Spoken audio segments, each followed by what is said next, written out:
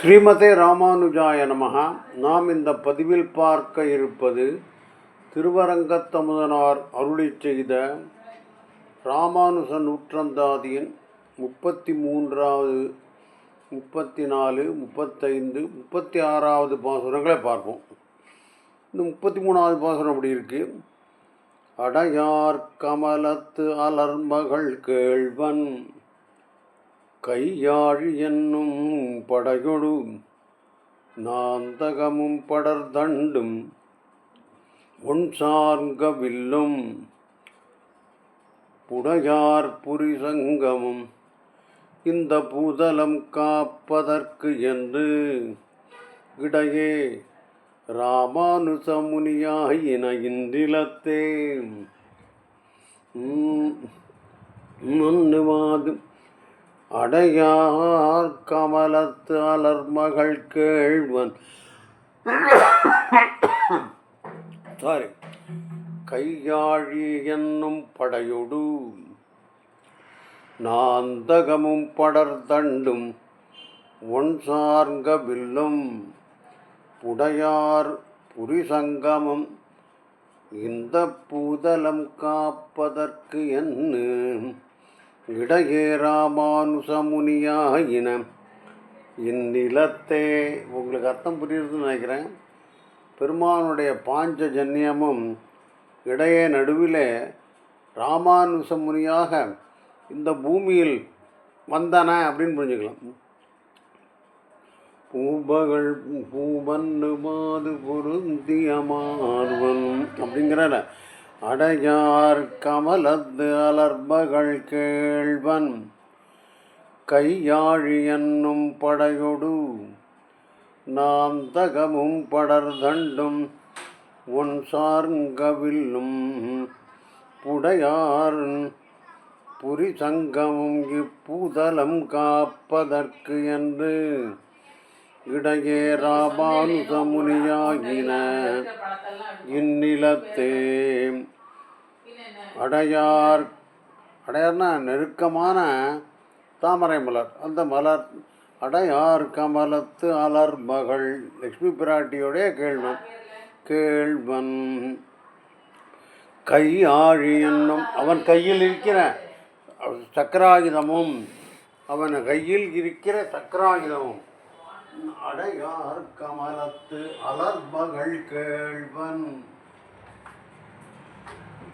அடையார் கமலத்து அலர்மகள் கேள்வன் கை ஆழி ஆழி என்னும் படையொடு சக்கராயுதமும் நாந்தகம் என்கிற வாளும் தண்டும் அந்த தண்டும் கதையும் ஒன் சார்ங்கவில்லும் புடையார் புரிசங்கமும் பாஞ்சஜன்யமும் இப்பூதலம் காப்பதற்கென்று இந்த பூமியை காப்பதற்கென்று இடையே ராமானுசமுனியாயின இந்நிலத்தே. என்ன பார்ப்போம். இடையேங்கிறதுக்கு என்ன அப்படின்னா சொன்னதெல்லாம் புரிஞ்சுடுத்து திருப்பி படிக்கிறேன். அடையார் கமலத்து கேள்வன் அந்த பெருமானுடைய கையாழி என்னும் படையோடு திருக்கையிலே இருக்கிற திருவாழி என்கிற ஆயுதத்தோடு நாந்தகவாளும் அதுக்கப்புறம் படர்தண்டும் ரட்சணத்துழிலே பரந்திராதுழிய கதையும் ஒன் சார்ங்க வில்லும் அழகிய சார்கம் என்னும் வில்லும் புடையார் புரிசங்கும் ஒரு பக்கத்துக்கான ஆபரணமான பெரும்படியான அழகிய ஸ்ரீ பாஞ்சஜன்யமும் இந்த பஞ்சாயுதாழ்வார்கள் இந்த பூதலம் காப்பதற்கு என்று இந்த பூமியை ரட்சிக்கைக்காக இந்நிலத்து பூமண்டலத்திலே ராமானுசமுனியாகின இடையே ராமானுசமுனி இடையேயாயின எம்பெருமான் பக்கலிலே ஆனார்கள் இந்த பஞ்சாயுத ஆழ்வார்கள் அப்படின்னு அர்த்தம் எழுதியிருக்காங்க. அவரையும் ஆழ்வாராக்கிவிட்டார். இப்போது பாசனம் படிக்கிறேன். இப்போ நல்லா புரியும் உங்களுக்கு. அடையார் கமலத்து அலர் மகள் கேள்வன் கை ஆழி என்னும் படையொடு நான் தகமும் படர் தண்டும் பொன் சார்க வில்லும் புடையார். புடையார்னா பக்கத்தில் இருக்கான்னு புரிஞ்சுக்கலாம். எப்பொழுதும் கையில் இருக்கிற புரிசங்கமும் பூதலம் காப்பதற்கு என்று இடையே ராமானுசமுனியாகின இந்நிலத்தே. இது 33வது பாசுரம். 34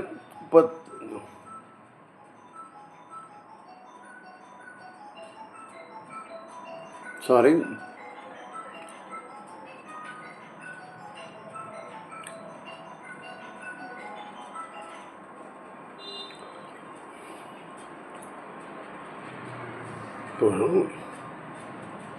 சாரி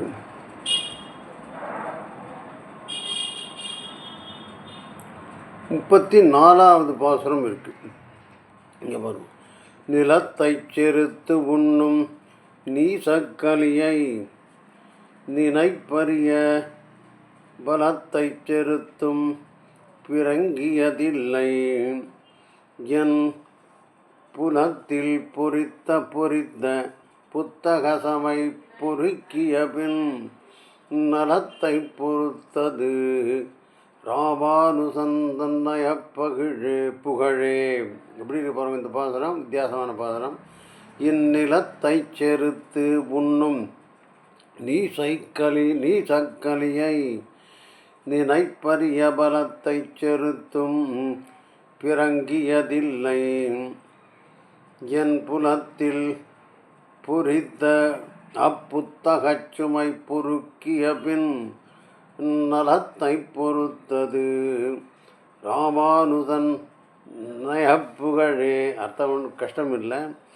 நிலத்தை செருத்தும் நீசக்கலியை, இந்த பூமியை வருத்தி கொண்டிருந்த அந்த நீச கலியுகத்தை, அதனுடைய நினைப்பரிய பலத்தை, எண்ண முடியாத அளவுக்கு பலமுள்ள அந்த கலியுகத்தை செருத்தும் ஜெயித்தும் பிறங்கியதில்லை, பிரகாசிக்கவில்லை. அவர் ராமானுஜர் இந்த கலியினுடைய வீரியத்தை முழுவதுமாக அழித்தார். அப்பிறங்கியதெல்லாம் பிரகாசிக்கவில்லை, உலகருக்கு இன்னும் புலப்படவில்லை இப்படி. ஆனால் என்னாச்சு, என் புலத்தில் பொறித்த புத்தகச் சுமை பொறுக்கிய பின். ஆனால் அதே சமயத்தில் என்னுடைய புலத்தில்னா என்னை பற்றின அந்த சித்திரகுப்தன் எழுதி வச்ச அந்த புஸ்தகம், அந்த நிறைய பாவெல்லாம் எழுதி வச்சுருக்கா அந்த புஸ்தகத்தில், ஒரு புத்தகச்சுமை, அதை பொறுக்கிய பின் ராமானுஜரால் அந்த எல்லாம் அழிக்கப்பட்டன, என்னுடைய பாவ லிஸ்டெல்லாம் எரிக்கப்பட்டன. அதுக்கப்புறம் நலத்தை பொறுத்தது ராமானுஜன் தன் நயப்புகழ். அதுக்கப்புறம் தான் தெரிஞ்சது ராமானுஜருடைய புகழ் உலகுக்கே வெளிச்ச. நலத்தை பொறுத்ததுன்னா மேன்மையை பெற்றது, தெரிய வந்தது எல்லாருக்கும் அப்படின்னு சொல்கிறார். அது இவருடைய பாவம்லாம் அவ்வளோ ஜாஸ்தியாக, கலியுகத்தினுடைய வீரியத்தை விட ஜாஸ்தியாக இவரோடது அப்படின்னு புரிஞ்சுக்கலாம். இன்னொருத்தரம் படிக்கிறேன், வித்தியாசமான பாசனம். நிலத்தை செருத்து உண்ணும் நீசக்கலியை நினைப்பரிய பலத்தை செருத்தும் பிறங்கியதில்லை. பிரகாசிக்கவில்லை, உலகருக்கு தெரியவில்லை பிரகாசம். என் புலத்தில் பொறித்த அப்புத்தகச் சுமை பொறுக்கிய பின் நலத்தை பொறுத்தது, மேன்மை பெற்றது, எல்லோருக்கும் தெரிய வந்ததுன்னு புரிஞ்சுக்கலாம். ராமானுஜன் தன் நயப்புகழே. நயவேன் ஒரு தெய்வம் நானிலத்தே சில மானிடத்தை புயலேகன கவி போற்றி செய்கேன் பொன்னரங்கம் என்னில் மயலே பெருகும் ராமானுஜன் மண்ணு மலர்த்தாள் அயரேன் அறிவினை என்னை எவ்வாறு இன்று அடர்ப்பதுவேன். சாரி. நயவேன் ஒரு தெய்வம் நானிலத்தே சில மானிடத்தை புயலே எனக் கவி போற்றிச் செய்யேன் பொன்னரங்கம் என்னில் மயலே பெருகும் ராமானுசன் மன்னு மாமலர்த்தாள் அயனேன் அறிவினை என்னை எவ்வாறு இன்று அடர்ப்பதுவே. இன்னும் சுலபமான பாசுரம் வித்தியாசமாக எழுதியிருக்காங்க.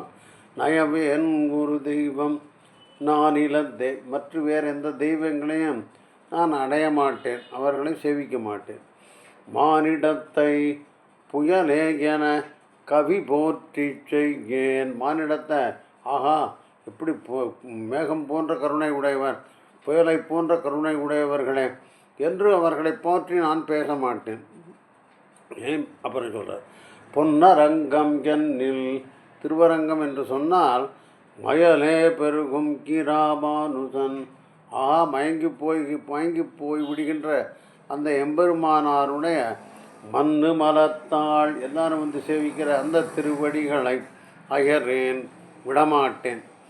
என்னை இப்படி இருக்கிற அருவினை வினைகள் பாவங்கள் என்னை எவ்வாறு இன்று அடர்ப்பதுவே, பாவங்கள் என்னை எப்படி துன்புறுத்தும் இனிமேல் அப்படின்னு இந்த பாசுரத்தை முடிக்கிறார். 35வது பாசுரம் இப்படி இருக்கு. நயமேன் ஒரு தெய்வம் நான் இலத்தே சில மானிடத்தை புயலே எனக் கவி போற்றி செய்யேன் பொன்னரங்கம் என்னில் மயலே பெருகும் இராமானுசன் மன்னு மாமலர்த்தாள் நயரேன் அறிவினை என்னை எவ்வாறு இன்று அடர்ப்பதுவே. அப்புறம் 36வது பாசுரம்.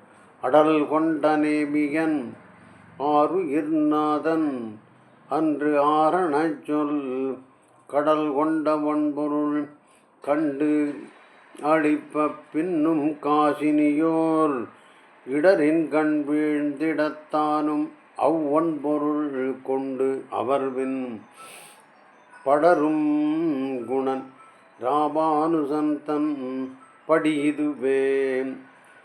அடல் கொண்ட நேமியன் ஆறு இருநாதன் ஆரணச்சொல் நாதன் அன்று ஆரணச்சொல் கடல் கொண்ட ஒன்பொருள் கண்டு அழிப்ப பின்னும் காசினியோர் இடரின் கண் வீழ்ந்திட தானும் அவ்வொன்பொருள் கொண்டு அவர் பின் படரும் குணன் ராமானுசந்தன் படியுதுவே. ராமானுஜனுடைய தன்மை என்னன்னு சொல்றார். அடல் கொண்ட நேமியன், அடல்ன கம்பீரம் மிக்க எதிரிகளை அழிக்கக்கூடிய சக்தி வாய்ந்த அந்த நேமியன் சக்கராயுதத்தை உடைய பெருமான். ஆறு இருநாதன், நாதன் ஏதோ உயிருக்கு நாதன் எம்பெருமான். ஆறு இருநாதன் அன்று ஆரணச்சொல், அரணன வேதத்தில் சொல்லப்பட்ட பொருள் உண்மை மிக சிறப்பான ஒரு வார்த்தையை சொன்னான். கடல் கொண்ட பொன்பொருள் கண்டு அழிப்ப, அவன் அந்த மொத்தமாக இந்த ஆரணச்சொல் கடல் கொண்ட பொன்பொருள் அப்படிங்கிறது பகவத்கீதையை சொல்கிறார். நாம் வாழ்க்கையில் உஜ்ஜீவிப்பதற்கான சிறந்த சொல்லான அந்த பகவத்கீதையை கண்டு அழிப்ப, அது உலகருக்கு சொன்னான் கண்ணனாக. அதற்கு பின்னாலும் காசினியோர் பூமியில் உள்ளோர் இடரின் கண் வீழ்ந்திட, அவர்கள் இதெல்லாம் கேட்கலை, அவன் இடரில் துன்பத்தில் தான் இன்னும் இருக்காவான். பெருமாள் சொன்ன அந்த பகவத்கீதையின்படி அவர்கள் நடப்பதில்லை. தானும் இந்த ராமானுஜரும் என்ன பண்ணார், அவ்வொன்பொருள் கொண்டு அந்த பகவத்கீதையின் பொருளை கொண்டு அவர் பின் அப்படின்னா அந்த பூமியில் பின்னாடியெல்லாம் போயிட்டுருக்காராம். படரும் குணன், ஐயாயா கெடும நல்ல விஷயம் இருக்குன்னுக்கிட்ட, இதனால் நீங்கள் சந்தோஷமாக இருக்கலாம், நன்கு ஜீவிக்கலாம் அப்படின்னு அந்த பகவத்கீதையை சொல்லிட்டு பின்னாடி போகிறாராம். குணன் படரும் குணன் ராமானுஜன், இப்படிப்பட்ட இதுவே எம்முடைய ராமானுஜனுடைய தன்மை இதுதான், அவர் இருக்கின்ற விதம் இப்படித்தான் அப்படின்னு சொல்கிறார். பாசனம் படிச்சு விட்றேன். அடல் கொண்ட நேமியன் ஆறு இருநாதன் அன்று ஆரணச்சொல் கடல் கொண்ட ஒன்பொருள் கண்டு அழிப்ப பின்னும் காசினியோர் இடரின் கண் வீழ்ந்திட தானும் அவ்வொன்பொருள் கொண்டவர் கொண்டு அவர்வின் படரும் குணன். பகவதியை சொல்லிட்டு பின்னாடி போகிறாராம் ராமானுஜர். அப்படி இதுதான் ராமானுஜனுடைய தன்மை. எம்பி ராமானுசன் தன் படி இதுவே முடிச்சுடலான்னு நினைக்கிறேன். ஸ்ரீமதே ராமானுஜாய நமஹ.